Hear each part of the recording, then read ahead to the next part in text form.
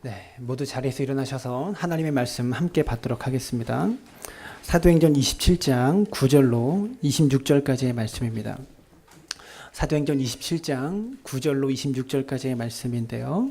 저 한 절, 여러분 한 절, 한 절씩 교독하여 읽도록 합니다. 사도행전 27장 9절로 26절까지의 말씀입니다. 여러 날이 걸려 금식하는 절기가 이미 지났으므로 항의하기가 위태한지라 바울이 그들을 권하여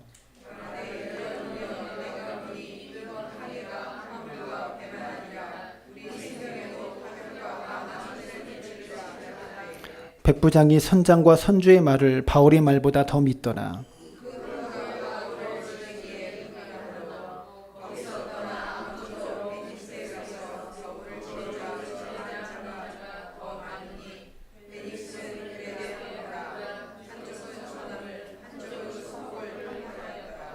남풍이 순하게 불매 그들이 뜻을 이룬 줄 알고 닷을 감아 그레데 해변을 끼고 항해하더니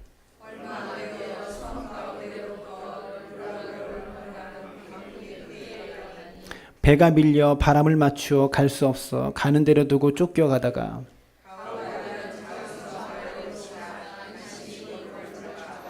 끌어올리고 줄을 가지고 선체를 둘러감고 스르디스에 걸릴까 두려워하여 연장을 내리고 그냥 쫓겨가더니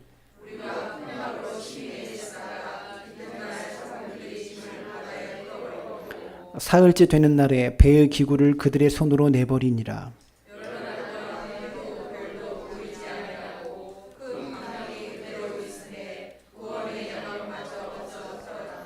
여러 사람이 오래 먹지 못하였음에 바울이 가운데 서서 말하되 여러분이여 내 말을 듣고 그레데에서 떠나지 아니하여 이 타격과 손상을 면하였더라면 좋을 뻔하였느니라.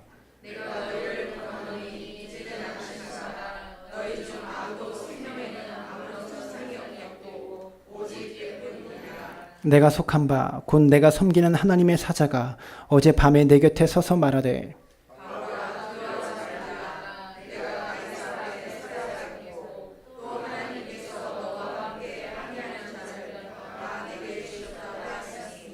그러므로 여러분이여 안심하라. 나는 내게 말씀하신 그대로 되리라고 하나님을 믿노라. 아멘. 모두 자리에 앉으시기 바랍니다. 네. 옆 사람 바라보고 인사했으면 좋겠습니다. 천사가 온 줄 알았습니다. 네. 네. 함께 예배하고 함께 만남게 됨이 기쁨과 감사입니다. 매 주일이 기다려지지 않으세요? 저는 매 주일을 기대하는 마음으로 한 주를 살고 한 주를 버티는 것 같아요. 오늘 제가 모신 목사님은 저의 스승님이시고 제가 원래 감리교에서 신앙생활을 했어요. 주일학교나 어렸을 때부터 금남교에서 신앙생활을 했고 거기서 은혜를 받고 성령 체험을 했기 때문에 다들 그때는 감신대에 가라고 막 그랬었거든요. 그러다가 제가 성결대에 입학하게 되고 성결대 입학하는 동안에 두레교에서 신앙생활을 하게 됐어요. 저희 아버님이 두레교를 다니셔서 그때는 저희 아버지하고 저희 신집사님께서 장신대 신대원을 자꾸 가라고 막 그러셨어요. 그렇게 설득하시고 그러셨는데 그 무렵에 제가 오연철 교수님을 만나서 전국 신학생 설교대회를 교수님이 내보내셨거든요. 저를. 그러면서 학교 대회에서도 제가 입상을 하고 전국 신학생 설교대회에서 3등도 하고 2등도 하고 1등은 제가 못했지만 올림픽으로 따지면 금메달은 못했지만 은메달과 동메달을 제일 많이 딴 사람이에요. 같이 대회 나갔던 사람들 중에서. 그래서 교수님이 이렇게 방황하고 있는 동안에 저를 이렇게 붙잡고 대회를 이렇게 내보내시고 차 태워서 대전까지 침신대까지 가고 뭐 평택까지 태워가시면서 뭐 밥 사주고 그러면서 설교를 가르치시고 이렇게 설교해라라고 가르치시면서 저를 지도해 주셨고 그때 마음을 잡고 제가 아버님의 만류와 신주선의 만류를 뿌리치고 성결교단에 남게 되었어요. 교수님 안 만났더라면 아마 저희 예수교 대한 성결교회가 아니라 성도님들한테는 별로 중요하지 않잖아요, 교단이. 근데 목회자에게 이게 굉장히 크거든요. 이 교단에 대한 자부심과 기쁨이 굉장한 거예요. 아마 대한예수교 장로회 합동 측 간판을 달고 그렇게 개척을 하지 않았을까 그런 생각이 들어요. 어쨌든 저 여러분 앞에 서 있는 담임 목사의 설교에 기초를 놓으셨고 그 설교의 기본을 그리고 틀을 잡아주신 목사님이십니다. 교수님 나오셔서 귀한 말씀 전해주실 때 우리 큰 은혜 받는 시간 되었으면 좋겠고 오른손 들고 할렐루야로 우리 교수님 맞이했으면 좋겠습니다. 네, 할렐루야.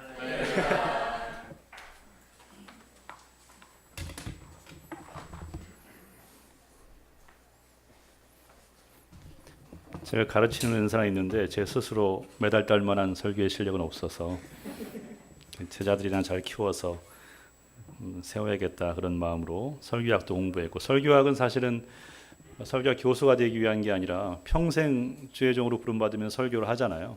한 번을 하더라도 제대로 하고 바르게 하고 제가 먼저 은혜 받는 말씀이 되어야 할 텐데, 그러려면 좀 잘 배우고 훈련 받아야 되겠다 싶어서 설교학을 공부했었고, 좋은 기회에 좋은 인연이 생겼던 것 같습니다. 언제나 그렇지만 제가 목사 중에서 기도 안 하고 말씀 안 보는 목사 중에 한 사람인데, 특히 신학교 교수들이 그렇죠. 대부분 여러분이 생각하시는 것처럼 신학대학 교수들이 무슨 기도 하겠느냐, 안 합니다. 안 하고. 그래서 사실은 이렇게 교회에 설교 요청을 받아서 오면 하나님께서 기도 안 하고 말씀 보지 않은 저를 그냥 세우면 큰일 나잖아요. 말아먹을 거니까. 그래서 이미 와서 성전에 들어올 때부터 우리 사랑나무교회는 첫 찬양, 지존하신 우리 주님 앞에 찬양을 부를 때부터, 그리고 우리 사모님이 반주를 워낙 잘하시잖아요. 그 반주 한 곡 한 곡 짧게 하셔도 그 마음에 촉촉히 적셔오고, 또 우리 집사님의 기도가 설교 이상으로 너무 좋아서, 어디 계시죠? 네, 그래서 뭐 기도와 찬양과 반주에 여러분들의 함께 주 앞에 올려드리는 찬양, 또 헌금의 예배, 모든 것이 저에게는 이미 은혜로 다가왔습니다. 너무 감사하고, 송 목사님과는 그런 인연으로, 송 목사님이 이제 3학년 때 신학대학 3학년일 때 제가 신임 교수로 와서 설교 대회를 봤는데 너무 잘하는 거예요. 제가 학생 때 저렇게 했을까 싶을 정도로 잘해서 잘 돈역하고 돕고 협력하면 하나님께서 시대를 맡길 만한 귀한 말씀의 종으로 서겠다 싶어서 아까 말씀하셨던 그런 일들을 이제 했었죠. 그래서 11년, 12년이 이제 지나도록 우리 김진만 목사님도 같이 계신데 두 분 목사님과 좋은 교제 속에 동역을 하고 있습니다. 그래서 목사님들 섬기는 귀한 교회에 불러주셔서 감사합니다. 오늘 나눌 말씀은 그 성결대학교에서 그 기도 안 하는 교수들과 기도 안 하는 요즘 신학생들 사이에 도대체 하나님은 뭐 하시나, 하나님은 어떤 선한 일을 하시는가에 대해서 그 저의 보고이자 고백의 말씀이 되겠습니다. 말씀을 듣는 여러분들에게도 동일한 고백이 있기를 바랍니다. 잠시 기도하겠습니다. 주님, 오늘도 부족한 종을 말씀의 종으로 세워주셔서 감사합니다. 말씀의 단에 서기에 부족하기에 먼저 찬양 중에, 기도 중에, 예배 중에 회개케 하시고 또 주 앞에 정하게 하셔서 주의 용서하심과 용납하심으로 다시 말씀을 들고 섭니다. 오직 주님의 뜻을 드러내는데 본문을 통해 말씀하신 하나님, 우리 삶 속에 교회 중에 일하신 하나님을 나타내는 도구로 하나님 사용해 주시옵소서. 예수님의 이름으로 기도합니다. 본문은 여러분 아마 여러 번 들으셨을 그런 본문입니다. 이 사도 바울이 이제 로마로 압송되어 가는 중에 있었던 사건을 다루고 있습니다. 근데 그 백길이 편하지 않았어요. 제목에서 느껴지는 것처럼 광풍을 만난 사건을 다루고 있습니다. 상태가 아주 안 좋아서 뭐 별도 보이지 않고 해도 보이지 않고 그 상태가 오랫동안 지속됐고 구원의 가능성이 별로 없었다라고 성경은 기록하고 있습니다. 본문에 보이는 게 세 가지인데 그중 첫 번째는 아무래도 광풍, 미친 바람입니다. 배에 죄수가 탔던, 노련한 선주나 선장이 탔던, 또 군대를 호령하는 백부장이 탔던, 심지어 하나님의 사람 이 바울이 탔던 상관없이 이 배에는 광풍이 불어 닥쳤습니다. 여러분과 저의 삶에도 예수 믿은 후에도 언젠가 캐나다에서 공부할 때 어떤 친구가 너는 예수 믿은 후에도 그 교통법규를 위반한 적이 있니? 라는 질문을 받아서 깜짝 놀란 적이 있었는데 예수님 믿은 이후에도 하나님의 교회를 세워가는 중에도 이런 종류의 그 광풍, 누구도 원치 않고 피하고 싶은 우리 자녀들의 삶에는 없었으면 하는 그런 것들이 갑자기 일어나곤 합니다.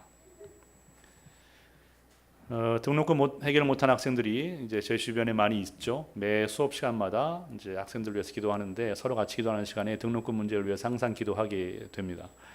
어르신들도 많이 계신데 예전에 학창 시절에 등록금을 못 내서 뭐 뒤에가 서 있어라, 엄마 아빠 불러와라, 뭐 이런 어려움을 당하신 분도 아마 있었을 텐데 요즘은 뭐 대학에서는 그렇게 하지 않지만 문자 몇 개 날라오고 잘리고 뭐 그러죠, 대학에서는. 근데 요즘에는 이제 국가장학금이 있어서 성결대학교가 큰 학교가 아님에도 불구하고 한 200억 이상의 장학금이 와요. 그러니까 제가 작년에 학생처장이었는데 그 장학금을 1년 내내 분배해서 학생을 선발하고 나눠주는 일들을 했었는데, 그래서 과거에 비해서는 등록금 때문에 염려한 학생들의 수가 많이 줄었습니다만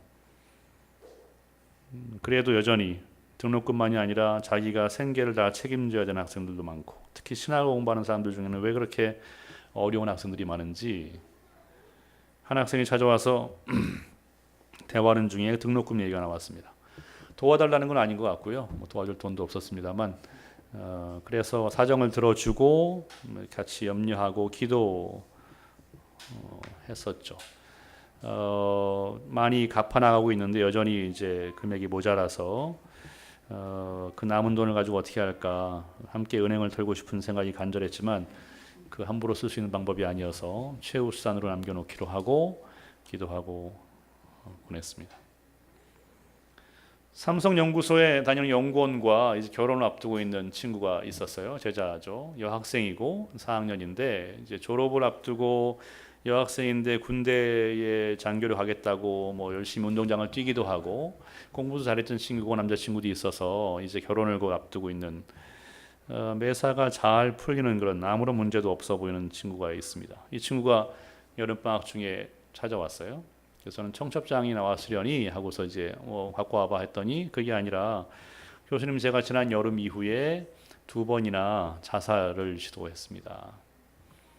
그래서 왜 무슨 일이냐라고 물었더니 한 번은 뭐 인적이 떠나간 드문 그 바닷가에서 사람이 없으니까 이렇게 바다에 들어가 죽으려고 들어갔는데 바다에 빠지는 데는 성공했는데 경계 근무를 쓰던 군인이 와서 열심히 뛰어가지고 구해서 살아난 거예요. 한 번은 아파트에 살고 있는데 14층인가 살고 있는데 그날따라 죽기에 너무 좋은 날씨더래요. 그래서 오늘이다 하고서 이렇게 난간 올라가는데 딸만 셋이 있는 집안인데요. 저희는 아들만 셋이 있는 집안인데요. 딸 막내 자기 동생이 유도를 배웠는데 유도를 배운 동생이 뒷덜미를 잡아 채는 바람에 2번이나 그냥 미수에 그쳤다는 거예요. 우울증이 심해서 신경정신과 치료를 받고 있고 약을 먹지 않으면 잠을 잘 수가 없고, 엄마도 이제 딸이 셋인데 큰 딸은 나가서 살고 있고 결혼 안 했으나 막내는 아직 어리고 둘째가 신앙도 좋고 강단이 있고 뭐 장교 가겠다는 생각도 하고 자기 앞가림은 잘하고 하니까 이제 남편과 헤어져 있는 어머니, 홀어머니 되시는데, 그래서 이 딸이 많이 의지가 됐었는데 이제 연애한다 결혼한다 이제 뭐 떠나갈 생각하니까 어머니 마음이 좀 외로우시거나 힘드셨던 것 같아요. 그래서 저녁에 집에 들어오면 항상 어머니가 불을 다 끄시고 식탁에서 술을 드셨대요. 무섭게 왜 불을 다 끄고 드시는지 그냥 켜고서 드시면 좋을 텐데. 언니가 있다고 그랬죠. 그 언니도 그 자살 시도를 했던 적이 있고 또 귀신이 들렸던 적도 있고, 요즘에 귀신 들린 사람 좀 드문데 그래서 그 언니하고는, 그 무서운 언니하고는 그 하룻밤은 자는데 언니하고 막내가 태어나기 전에는 언니하고 같이 한 방을 썼었는데 자다가 좀 잠자리가 이상해서 눈을 떠보니까 그 언니가 칼을 들고 자기를 죽이려고 했었던 적도 있었답니다. 그래서 그 무서운 언니하고는 잘 지내냐라고 하니까 뭐 지금 독립해서 살고 있으니까 언니네 집에 놀러 가고 가서 또 밥도 해 먹고 잘 지낸다는 거예요. 다행이다. 근데 언니네 집에 놀러는 가나 아직도 자고 오지 못한대요. 어릴 적 트라우마가 여전히 있는 거죠. 하루는 집에 왔더니 엄마가 자기 방의 모든 책과 옷을 다 조각조각 찢어 놨더래요. 왜 그렇게까지 힘들어 하시는지. 엄마도 언니도 자신도 아직 그 26 정도밖에 안 된 딸인데 매일 밤은 아니지만 그 자주 엄마를 칼로 찔러 죽이면서도 입가에 미소를 짓고 있는 자기 모습을 보는 꿈을 꾼다는 이 친구. 어린 청년이고 신학을 공부하는 사람인데 도대체 그 마음 가운데 얼마나 시린 바람이 불길래 이렇게 아픈 하루하루를 살고 있는지. 여러분은 어떠십니까? 다 그 저를 이렇게 반갑게 맞아주시고 지난주에 와서 오늘 또 온 사람처럼 익숙하게 반갑게 맞아주시고 가족처럼 맞아주셔서 얼마나 감사한지 모르겠습니다. 여러분들이 미소가 아름답고 또 표정이 다 좋거든요. 약간 긴장하신 분도 있는데요. 저도 긴장했습니다만 근데 낯서니까 눈 맞추기가. 근데도 다 너무 좋으신 거예요. 근데 제가 잘은 모르지만 여러분들의 그 형편을 전혀 모르잖아요. 아는 거 하나는 여러분들도 가슴마다 상처가 있고 사연이 있고 또 어리던 나이가 들었던 또 눈물이 있고 크던 작던 광풍이 있을 줄로 압니다. 그리고 사랑나무 교회도 우리 같이 출발했던 우리 동기 목사들에 비하면 굉장히 앞서 나가고 이렇게 담임 목회를 능력 있게 좋은 성도님들과 함께 해나가기도 하지만 늘 친구들한테 놀림받는 것 중에 하나가 지붕 없는 교회.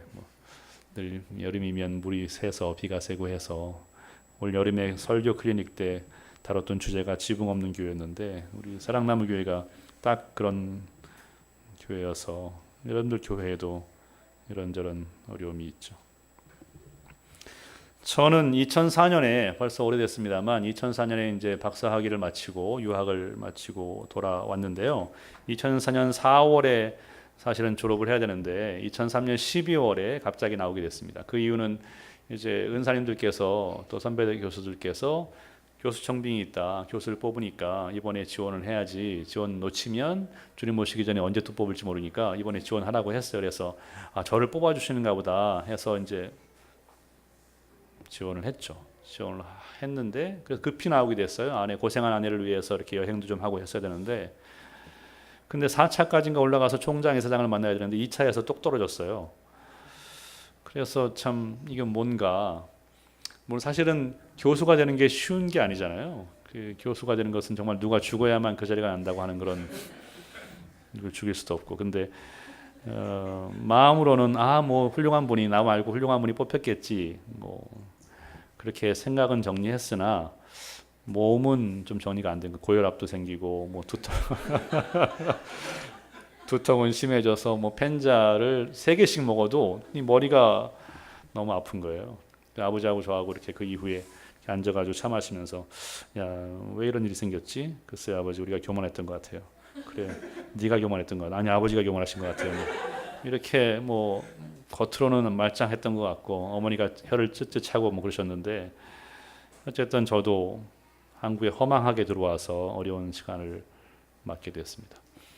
제가 자리를 잡고 제 아내가 부모님을 모시는 형식이 아니라 제가 자리를 못 잡았으니까 부모님과 살던 집에 제가 살던 그 방 한 칸에 아내와 2 아이와 함께 이제 살림을 틀었죠.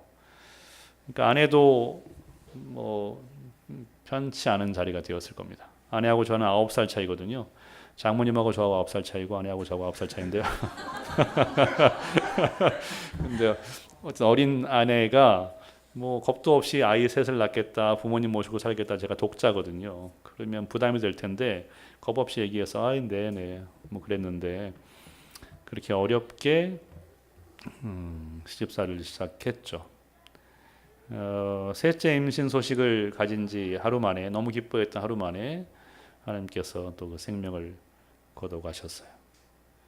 존경하는 목사님 내외를 시부모로 모시고 시집살이를 시작한 아내는 자기가 원했던 거니까 뭐 어쩔 수 없는데 자기 십자가죠. 근데 1년이 지나고 크리스마스 이브에 자정 예배 드리러 가기 전에 이렇게 그 방에 들어갔는데 아내가 이렇게 등을 보이고 앉아 있어요. 그래서 옆에 앉아서 보니까 아내의 등이 분명히 결혼할 때는 요만했었는데 지금 광대하게 커져 있더라고요. 그 광대한 어깨가 이렇게 울리고 있어서 혼자 웃는 건 아닌 것 같고 우는 것 같더라고요. 그래서 여보 무슨 일이 있었어요? 라고 물어보니까 아내가 조금 있다가 한 말이 당신은 지난 1년 동안 내가 얼마나 힘들었는지 얼마나 외로웠는지 모르는 것 같아.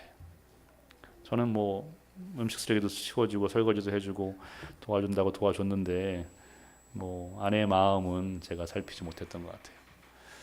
그렇게 또 1년이 지나고 1년을 아내가 2년을 잘 버텨내고 또 크리스마스 이브에 가정 예배 드리러 가기 전에 크리스마스가 너무 무서워요. 아내가 또 등을 보이고 이렇게 그래서 여보 오늘은 또 무슨 일이 있었어요? 라고 하니까 목사를 시아버지로 또 목사를 남편으로 둔 아내의 입장에서는 할 말은 아니지만 아내가 했던 말은 나를 정신병원에 보내주든지 분가시켜주든지 아내는 그렇게 힘들었던 것 같아요. 아내의 삶에도 제 삶에도 광풍이 불어닥쳤던 시간이었습니다. 배에 죄수 같았던 노련한 선장이나 선주 같았던 백부장이 탔던 하나님의 사람이 탔던 상관없이 우리의 인생이라는 항해에는 이처럼 본문의 배처럼 광풍이 이렇게 일어날 수 있습니다. 이 시간 성령께서 여러분과 제 마음속에 여전히 불고 있는 잦아드는 것 같으면 다시 일어나고 죽은 것 같으면 다시 살아나는 이런 바람이 있다면 잠잠케 해주시기를 간절히 소원합니다. 괜찮다고 하지 마시고 나 안 괜찮아야 라고 하나님 앞에서는 때로는 자녀 앞에 때로는 아내 앞에 괜찮은 척 할 때가 있지만 특히 우리 남자들 그러나 하나님 앞에서는 나 괜찮지 않습니다. 주님 너무 힘듭니다. 너무 외롭습니다. 죽을 지경입니다. 욕이 나옵니다. 라고 말하실 수 있으면 좋겠습니다. 목사님도 예외가 아니고 사모님도 예외가 아니고 본문에는 광풍만 휘젓고 다니는 것이 아니라 이 미친 바람 속에 한 사람이 나오죠. 누굽니까? 바울입니다. 그를 통해 깨닫는 것은 그런 절망의 순간에 하나님의 사람은 절망하지 않더라. 22절과 25절에 보니까 그 아무런 구원의 가능성과 희망이 없던 상황에서 바울은 2번이나 뭐라고 얘기하죠? 안심하라, 안심하라 라고 말합니다. 괜찮을 거야. 아무 일도 없을 거야. 배는 다 박살나고 부서질 텐데 우리 중 그 누구도 한 명도 생명의 손상을 받지 않을 테니까 안심하라. 바울은 평안을 주는 사람이었습니다. 4학년 2학기 이제 지금 제가 4학년 2학기 수업을 강의하고 있는데 졸업 시험도 봐야 되고 대학원 시험도 봐야 되고 또 학점 관리도 해야 되고 또 그러면서 교회 사역으로 바쁜 제자가 있습니다. 아마 우리 송주선 목사님 잘 아는 친구일 거예요. 그 여학생인데 미자립 교회를 섬기느라 바빠요. 혼자 주일학교도 설교하고 중고등부도 설교하고 청년부도 설교하고 담임 목사님 뭐 하시는지 다 혼자 하고 있어요. 그리고 제 아내처럼 여름이면 배가 좀 싸해지면서 장염, 그 만성 장염이 있어서 밥도 제대로 못 먹으는 친구인데 아까 제가 말했던 그 등록금 해결 못한 친구, 동기거든요. 그 친구를 위해서 금식을 자처합니다. 자신의 삶에도 만만치 않은 바람이 시린 바람이 있지만 이 힘들어하는 친구를 위해서 이제 위로를 주는 거죠. 괜찮아, 힘들지만 좀 힘내자. 내가 돈 있으면 뭐 좀 도와주겠는데 네가 알다시피 나도 거지잖아. 내가 할 수 있는 것은 배운 것은 중보하며 기도하는 거니까 내가 금식하며 기도할 테니까 조금만 힘내자. 하나님께서 도와주시겠지. 이 친구는 지금 대형 교회 꽃동산 교회에 한 100여 개의 셀이 있는데 그 셀을 통해서 교회 안 다니는 친구들에게 문화센터처럼 어린아이들을 잘 돌보다가 꽃동산 교회는 어린 주일학교로 큰 교회인데요. 이들에게 복음이 전파되어서 간접적으로 예수 믿게 하는 그런 프로그램이 있는데 그 100여 개의 셀 중에서 1, 2, 3를 이끌고 있는 친구이고 우리 성결대학교의 박사과정에서 공부하고 있는 친구이기도 하고 교구 관련해서 CEO로 또 섬기고도 있는 그런 친구입니다. 그 등록금 못 낸 학생과 이제 또 찾아왔길래 얼마나 해결됐느냐, 얼마가 남았느냐, 그래서 얼마가 남았다고 그래서 그러면 어떻게 갚을 수 있겠느냐?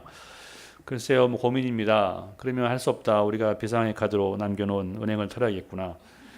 어떻게 할까? 뭐 하고 있는데 전화가 한 통화 와서 잠깐만 하고 전화 받고서 목사님 지금 제가 학생과 상담 중인데 상담 끝나고 전화드리겠습니다. 하고서 끊고서 자리에 앉다가 그런 마음을 하나님께서 주셔서 다시 전화를 했어요. 그 목사님에게.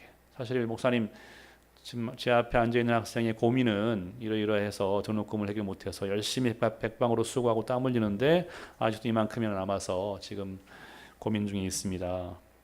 목사님 기도해 주시고 혹시 목사님 1년 예산이 다 쓰여지고 목사님 개인 주머니도 다 나갔을 텐데 그럼에도 불구하고 이 학생을 위해 남겨진 게 있으면 도와주시면 좋겠습니다. 근데 만약에 없다면 어디 은행 털 생각하지 마시고 없다면 괜찮습니다. 하나님께서 다른 길을 예비하셨겠죠. 그래서 끊었어요. 그래서 이 친구하고 이제 설교도를 피고 앞문을 맡을래 뒷문을 맡을래 하고 있는데 누가 똑똑해서 문을 열어보니까 그 목사님이 오셨어요. 막 부랴부랴 막 달려오신 거죠. 그 학생이 가기 전에 와서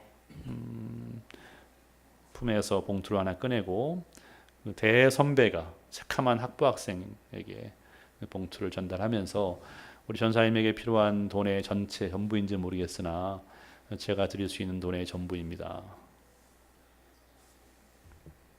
큰 위로가 됐겠죠. 이 친구는 사실은 졸업시험도 떨어졌고 성경시험도 떨어졌고 뭐 F 나온 과목도 있었고 뭐 그래서 다 좌절해서 대학원 시험도 무슨 장교 시험도 다 이제 물 건너갔다고 생각했었는데 그 목사님의 그 격려와 위로가 큰 힘이 돼서 등록금을 다 해결하고 또 F 맞은 교수님한테 가서 손에 지문이 없어지도록 열심히 사바사바해서 이제 또 학점도 받고 다시 졸업시험도 합격을 하고 대학원 시험도 합격을 하고 또 장교 시험도 합격을 해서 사고 많고 탈 많은 22사단 그 동북부 최전선에 가서 장교로 잘 복무하고 있습니다. 여기까지 설교문을 작성하다가 그 엄마를 칼로 찔러 죽이는 꿈을 꾼다는 제자 생각이 나서 전화를 해봤어요. 어떻게 지내니? 교수님 제가 지금 뭐 하고 있을까요? 어떻게 알겠니 내가? 말해봐봐 했더니 지금 방을 치우고 있대요. 그 찢겨진 방을 이제야 치우고 있다는 거예요. 그 방을 왜 이제야 치우냐 했더니 아니 그 방을 내가 그렇게 했냐고요. 엄마가 그렇게 했으니까 엄마가 치워야지. 그래서 안 치우고 있다가 이제야 치워야겠다는 마음이 들어서 방을 치우고 있다는 거예요. 지난 수요일에는 제가 뭐 했을까요? 그래서 지난 말하라고 하니까 지난 수요일에는 가까운 교회 가서 예배를 드렸고 예배 생활 제대로 못했었는데 방을 다 치우면 운동장을 좀 뛰어야겠습니다. 기도해 주셔서 고맙습니다. 여전히 마음이 좀 우울하지만 그래도 많이 힘이 됩니다. 감사합니다. 이 친구는 이후에 여전히 좀 광풍에 시달렸습니다. 결혼을 했으나 1년을 좀 더 살다가 이혼을 했고 여전히 어려운 상황 속에서 상당히 힘든 시간을 보내고 혹시나 자살하지 않을까 제가 늘 염려했었는데 잘 견뎌내고 하나님 지켜주셔서 지금은 기간제 교사로 섬기고 운동으로 몸도 마음도 다시 건강해졌어요.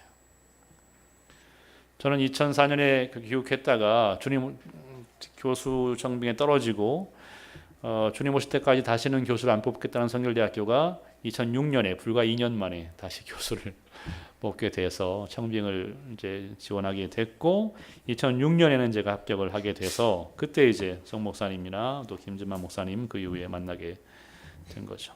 학교가 안양에 있고 부모님과 사는 집은 서울의 강북에 있어서 성북구에 있어서 부모님이 분가하라 할렐루야 아내에게는 복음이었죠. 그래서 저희들이 막 떼쓰고 뭐 이렇게 뭐 그렇게 무리해서 한 것이 아니라 가장 좋은 때에 부모님께서 입술을 여셔서 허락하시는 방식으로 분가를 하게 되었죠. 두통도 잡혀서 1년에 아까 3개씩 먹어도 안 아팠었는데 제 두통의 원인은 하나는 시력 때문이고요. 이쪽은 제가 2.0이고요. 2.0 아주 좋은 눈이고 이쪽은 마이너스 6.5입니다. 눈이 차이가 있으니까 의학적으로는 두 개가 포커스를 맞춰야 총을 쏘던 무슨 책을 보던 하는 건데 이게 집중하려면 두통이 유발되고 눈물이 나오는 거라는 거예요. 그래서 의사들은 1시간 이상 책을 보지 마세요. 네, 땡큐, 할렐루야. 뭐 해서 1시간 공부하고 놀고 뭐 그랬었는데 하나님이 이런 눈으로 박사까지 공부시키시고 2번의 유학을 허락하시고 교수가 되게 하신 것은 전적으로 하나님의 은혜이시죠. 두통이 잡혀서 그것만 원인인 줄 알았는데 목, 경추에도 원인이 있다고 그래서 경추 치료를 좀 한 달 정도 받았는데 이게 효과가 있었어요. 그래서 1년에 이제 두통약을 한두 번 먹을까 말까 할 정도가 되었습니다. 셋째도 주셔서 어느새 고1, 중1, 초4 세 아들과 아주 격한 삶을 살고 있습니다. 한번 보실까요? 화면 여기 있죠? 네. 나왔네요. 네. 첫째, 둘째 가정 예배 드릴 때 소리도 안 나는 악기를 가지고 시키지도 않은 일들을 둘째가 형을 너무 좋아해가지고요 저렇게 해도 좋다는 거죠. 게임하고 기도 생활과 말씀 생활은 여전히 아빠를 닮아서 안 하고 놀고 게임하고 동생 볼에 꼬집 핀 자국 보십니까? 상태 좋을 때 할머니 할아버지랑 같이 찍은 거고요. 셋째가 태어났습니다. 못생겼죠? 망했습니다. 정종철 닮았습니다. 오현철 닮아야 되는데 점점 이제 사람의 모습으로 황골탈퇴. 저희 교회 청년과 찍은 사진이고 조금씩 성장하는 모습들. 막내 새 아이 거기까지. 절망의 순간에 하나님의 사람은 절망하지 않습니다. 오히려 절망하는 다른 사람을 위로하고 괜찮다고 힘을 내자고 다시 일어서자고 말하는 사람입니다. 부족하지만 저도 여러분도 그럴 수 있기를 주님의 이름으로 축원합니다. 옆 사람과 아까 목사님 시키시던데 한번 이렇게 말해볼까요? 어떤 사정이 있는지 모르지만 힘내세요. 또 다른 말로 잘 모르지만 당신은 하나님께서 크게 쓰실 분입니다. 아멘. 이 두 번째 말은 그냥 덕담이 아니라 제가 월요일에 수업이 많은 편인데요. 뭐 몇 과목 안 될 때도 있지만 어떤 학기에는 월요일 아침 9시부터 밤 10시까지 수업이 꽉 찬 날이 있어요. 그러면 아이들도 힘들겠지만 저도 너무 힘들겠죠. 낮에는 상태가 좋을 때는 이렇게 농담도 하고 뭐 우스갯소리도 하고 친한 척도 하고 학생들한테 접근하는 편이지만 그렇게 하루 종일 강의하면 사실은 이제 그런 마음의 여유가 없어지잖아요. 그러면 그냥 가방을 질질 끌고 와서 연구실에 던지고 집에 가기 일쑤인데 어느 날도 그렇게 하루 종일 강의가 있었던 날입니다. 그래서 강의를 마치고 마지막 강의를 마치고 강의 연구실로 이렇게 오는데 복도 끝에 이렇게 학생이 한 명이 이렇게 앉아 있어요. 근데 이렇게 언뜻 보니까 우는 것 같아요. 눈물 짜고 있는 것 같기도 하고. 평상시 같으면 이렇게 가서 옆에 앉아가지고 왜 그래? 울었어? 뭐야? 누가 그랬어? 뭐 이렇게 이름 말해봐. 이렇게 막 친한 척 할 텐데 그땐 저도 그런 상황이 아니니까 뭐 주께서 만져주시겠지 하고서 이제 저는 제 갈 길을 가서 연구실에 가서 문을 열고 가방을 던지고 문을 다시 닫고 가려고 하는데 주님께서 제 마음 가운데에 그 여학생에게로 가라. 제가 기도 생활 안 하기 때문에 이게 좀 피곤해가지고 그래서 다시 정신 차리고 가려고 그러는데 다시 한번 그 여학생에게로 가라. 주님께서 가세요 하고서 다시 가려고 하는데 제가 부인할 수 없게 엄위한 목소리로 주 여학생에게로 가라. 그래서 갔죠. 가서 그 여학생 앞에 서서 뭐 무슨 왜 섰는지 모르고 왔으니까 끌려왔으니까 이렇게 서 있었고 그 여학생도 뻘쭘하게 저를 바라보고 있었고 잠깐 침묵의 시간이 있다가 제가 한 말이 지금 이 말이에요. 잘은 모르겠는데 너는 자매는 하나님께서 소중하게 쓸 사람이야. 그리고서 그냥 숙제를 마친 아이처럼 까맣게 있고 집에 들어와서 자고 다음날 다시 상태가 좋아져서 이제 학교에 출근해서 연구실 문을 열려고 하는데 거기에 조그만 쪽지가 붙어 있어요.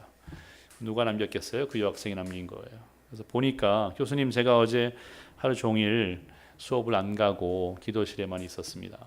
하루 종일 기도했던 제목은 딱 한 가지인데 그 기도 제목은 하나님 저도 하나님 앞에 쓸만한 존재일까요? 그러면 하나님께서 of course 막 이렇게 그럼 딸아 무슨 그런 소리를 해 당연히 넌 내가 사랑하지 내가 존귀 여기는 딸이지 이렇게 말씀해 주시고 안아주시고 그 따뜻한 느낌을 주시면 얼마나 좋았겠어요. 근데 하루 종일 기도했는데 그 어떤 응답도 하나님의 주로 하나님께서 응답 안 하시는 분이긴 하나 뭐 이렇게 그날 너무 냉랭하게 아무런 반응이 없었던 거예요. 그러니까 이 딸은 실망이 되고 상처가 된 거죠. 그래서 울다 나는 아닌가 봐 울다 지쳐서 더 이상 눈물도 안 나오고 집에 갈 힘도 없었던 그 처지의 여인에게 여자 여학생에게 또 한 명의 지쳤던 저를 통해서 하신 말씀이 바로 그 말씀. 잘은 모르지만 너는 정말 하나님이 소중하게 쓸 사람이야. 광풍 속 우리를 결코 내버려 두지 않으시는 하나님이십니다. 본문에서 세 가지를 볼 수 있다고 했는데 그 세 번째는 믿음입니다. 광풍을 보았고 광풍 속 사람 바울을 봤는데 그 바울이 그렇게 절망의 순간에 오히려 희망을 말할 수 있었던 것은 25절에 보니까 하나님을 믿는 믿음 때문이었죠. 그죠? 그 믿음 때문에 해와 별이 보이지 않고 풍랑이 계속되고 상태가 안 좋으니까 짐만 버린 게 아니라 배의 기구까지 버렸잖아요. 배의 기구를 버리면 나중에 풍랑이 잦아들었을 때에 다시 항해를 정상적으로 해야 되는데 기구를 다 버리다 보면 정상적인 항해가 불가능해질 수도 있는데 위험할 수 있는데 그만큼 상태가 안 좋아진 거죠. 그런 상황에서도 안심하라 괜찮을 거야 라고 말할 수 있었던 것은 바로 바울 안에 있었던 믿음이었죠. 바울은 평화의 사람, 위로의 사람일 뿐만 아니라 믿음의 사람이었습니다. 바울의 이 믿음은 25절에 보니까 말씀을 믿는 믿음이었어요.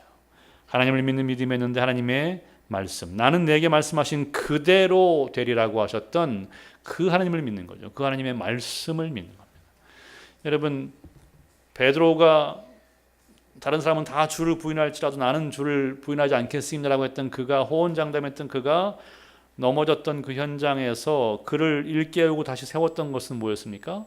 닭의 울음소리이기도 했지만 물리적으로는 그러나 성경을 자세히 읽어보면 닭이 울기 전에 네가 나를 부인할 거라고 했던 뭐가 생각나서?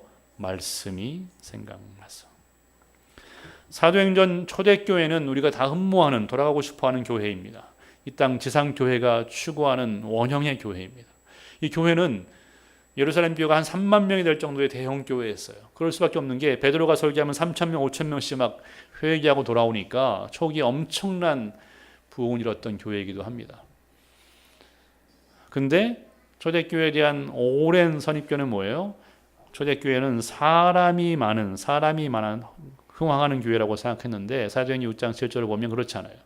초대교회 왕성하고 흥왕했던 것은 사람이 아니라 말씀이 왕성했던 교회였습니다. 아멘.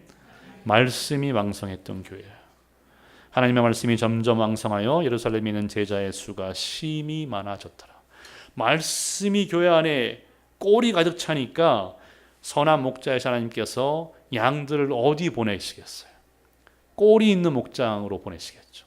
송지성 목사님 사랑나무교회가 하나님의 말씀이 꼴이 준비된 교회이니까 하나님이 다른 교회를 보내지 않으시고 말씀에 꼴이 있는 이 교회를 보내시는 것처럼 하나님의 교회에 사람이 많은 것이 아니라 말씀이 왕성했던 거죠. 바울의 이 믿음은 예수님을 만난 후에 새롭게 형성된 겁니다. 바울이 원래 하나님을 믿는 사람이었잖아요. 그러나 잘못 믿었죠. 자기의 생각들을 믿었다가 예수님을 만나면서 이제 제대로 새롭게 믿게 된 거죠. 설교 중에 소개한 제자들과 제가 그 광풍 만난 순간에, 절망의 순간에, 좌절의 순간에 좌절하지 않고 하나님을 붙들 수 있었던 것이 뭘까요? 내가 바울이어서가 아니라 신학부 교수여서가 아니라 신학생이어서가 아니라 또 전도사여서가 아니라 목사여서가 아니라 예수님을 만난 자였기 때문에 그렇습니다. 주님을 만난 자였기 때문에 그래요. 본문 속에 바울과 우리와 맞닿아 있는 부분은 바로 그거죠. 바울도 예수님을 만난 자고 우리도 주님을 만난 자죠. 주님을 만난 자에게는, 주의 이름을 부르는 자에게는, 주의 능력을 힘입는 자에게는 동일한 역사가, 이런 능력이 있는 줄로 믿습니다. 근데 이 바울이 언제 주님 만난지 아시죠? 바울이 성전 중에 깊은 묵상 중에, 깊은 예배 가운데에 하나님을 경험하는 중에 만난 것이 아니라 길에서 만났고, 그 길은 영광의 길이 아니었고 죄악의 길이었고 무지의 길이었어요. 그 길이 하나님의 영광을 위한 길이라고 생각했었던 편견의 길이었고 무지의 길이었고, 예수 믿는 사람들과 교회를 핍박했던 결과적으로는 죄악의 길에서 주님을 만났습니다. 베드로가 언제 주의 음성을 다시 붙들게 되죠? 그가 호언장담했던 자리에서 무너져서, 수치의 자리에서, 그가 실패한 자리에서 주님을 다시 만나게 되죠.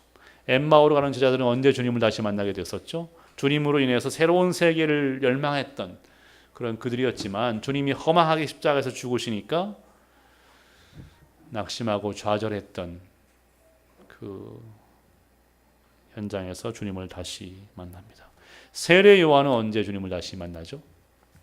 누가복음 3장에 보면 세례 요한은 말라기 선지자 이후에 무려 400년 동안 어떤 선지자도 주님 보내지 않으셨고 어떤 계시와 예언도 하지 않았던, 하나님의 백성을 자처했던, 이 교만함이 하늘을 찔렀던, 어떤 면에서 하나님 없어도 할 수 있을 거라고 생각했었던 이스라엘 백성에게 하나님의 현현이, 하나님의 선지자가, 하나님의 어떤 계시도 400년 동안 오지 않았던 그 얼어붙은, 영적으로 얼어붙은 땅에 드디어 하나님의 음성이 다시 들리기 시작했는데, 누가복음 3장 2절에 세례 요한이 이사야를 불렀던 그 음성을 듣고 광야로 나가죠. 빈 들에서, 교회도 아니고 성전도 아니고 예배도 아니었던 빈 들에서 하나님을 만납니다. 여러분과 제가 연약해진 자리, 광풍 만난 자리, 상한 심령이 된 자리, 그것이 여호와의 말씀을 다시 듣게 되는 자리인 줄 믿으시기를 바랍니다. 다시 계시가 시작되고 또 무너졌던 예배가 살아나고 사역이 회복되고 하나님의 영광이 열려지는 지성소가, 회복의 자리가 될 줄로 믿습니다. 우리 말씀을 기억하며 함께 찬양하겠습니다. 아까 예배 전 찬양에도 함께 했었던 찬양, 말씀을 기억하며 또 가사를 기억하며 함께 기도하는 마음으로 찬양하겠습니다.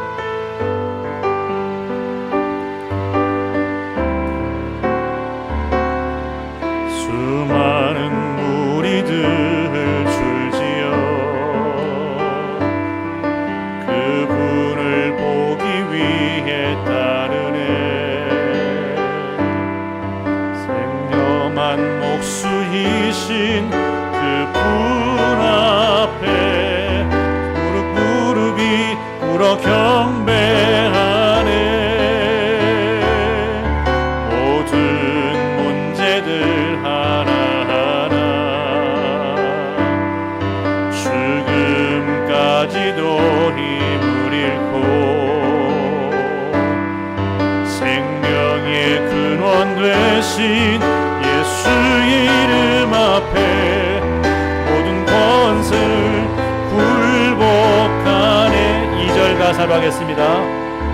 나의 계획이 실패하고 나의 소망이 끊어질 때, 나의 소망이 끊어질 때 삶의 주관자 되신, 삶의 주관자 되신 그분 앞에 나의 무릎을 꿇어 경배하네.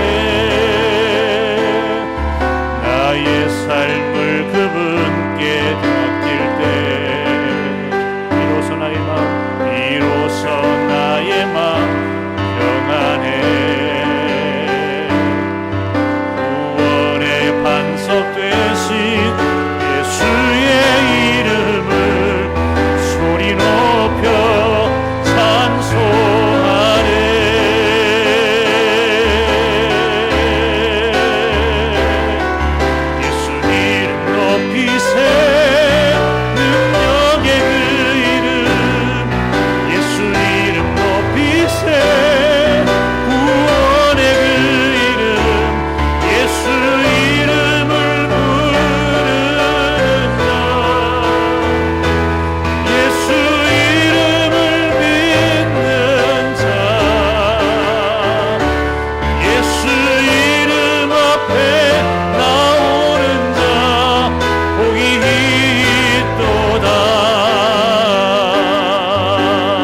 예수 이름 높이세 예수 이름 높이세 능력의 그 이름 예수 이름 높이세 구원의 그 이름 예수 이름을 부르는 자 예수 이름을 믿는 자 예수 이름 앞에 나오는 자 복이 있도다. 같이 기도하겠습니다. 내 안에 또 사랑하는 가족과 자녀 중에 우리 부모님들 중에 성도님들 중에 또 목회자라 해도 두 분 목사님이 계신데 예외일 수 없는 광풍이 지금 우리 안에 있다면 너무 시리고 너무 아프게 지난주에 멈췄는데 이번 주에 또 살아난 그 광풍이 있다면 주님 먹게 해달라고 기도했으면 좋겠습니다.